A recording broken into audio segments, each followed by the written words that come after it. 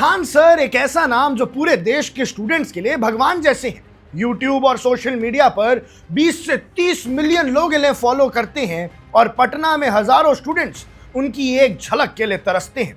लेकिन क्या खान सर का ये महान एम्पायर एक पल में ढहने वाला है? क्या उनकी कोचिंग सेंटर लीगल ही नहीं है? सवाल अब सीधा अथॉरिटीज ने उठाया है कि खान सर का कोचिंग सेंटर शायद बंद हो जाएगा, क्योंकि बिहार के फायर ऑफिसर्स ने अब साफ साफ चेतावनी दे दी है कि अगर एक हफ्ते में बात नहीं मानी तो पूरे इंस्टीट्यूट पर सरकारी ताला लटका दिया जाएगा, उसे सील कर दिया जाएगा। आखिर खान ग्लोबल स्टडीज के अंदर ऐसा क्या मिल गया जिससे पूरे पटना के एडमिनिस्ट्रेशन में हड़कंप मच गया? क्या सच में बच्चों की जिंदगी के साथ खिलवाड़ किया जा रहा था? आज इस रिपोर्ट में हम पूरे सच का पर्दाफाश करने वाले हैं। तो चलिए सीधा चलते हैं उस स्पॉट पर जहां से ये पूरी कहानी शुरू हुई है। बिहार फायर सर्विसेज की एक टीम अचानक पटना के कड़मकुआं एरिया में खान सर के इंस्टीट्यूट पर धावा बोल देती है। मौका था फायर सेफ्टी ऑडिट का, क्योंकि खान सर ने अपनी एक नई बिल्डिंग के लिए फायर डिपार्टमेंट से सेफ्टी सर्टिफिकेट मांगा था।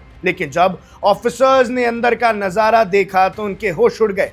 पता चला कि इतने बड़े इंस्टीट्यूट में जहां हजारों बच्चों का फ्यूचर बनना है, वहां का पूरा सेफ्टी सिस्टम ही एक तरह से इल्लीगल है। Assistant district fire officer Ajay Kumar Sharma ने बताया कि पूरे प्रेमाइसिस में कोई फायर अलार्म सिस्टम ही नहीं था। इमरजेंसी में आग बुझाने के लिए जो फायर पंप चाहिए वो गायब था, और तो और ओवरहेड वाटर टैंक की कैपेसिटी इतनी कम थी कि अगर छोटी सी आग भी लगी तो उसे बुझाया नहीं जा सकता। तभी बिहार फायर सर्विसेज के डीआईजी मनोज कुमार नट ने मीडिया के सामने आकर खुली चेतावनी दी। उन्होंने साफ कहा कि हमें किसी को परेशान नहीं करना, लेकिन अगर 7 दिन में ये सारी कमियां ठीक नहीं हुई तो कोचिंग इंस्टीट्यूट को लीगली सील कर दिया जाएगा। यानी सीधी धमकी है कि या तो रूल फॉलो कर लो या फिर अपनी कोचिंग इंस्टीट्यूट को बंद कर दो। अब सवाल यह है कि एडमिनिस्ट्रेशन अचानक खान सर पर इतना सख्त क्यों हो गया है? इसके पीछे देश में पिछले कुछ दिनों में हुई ऐसी दहशतनाक घटनाएं हैं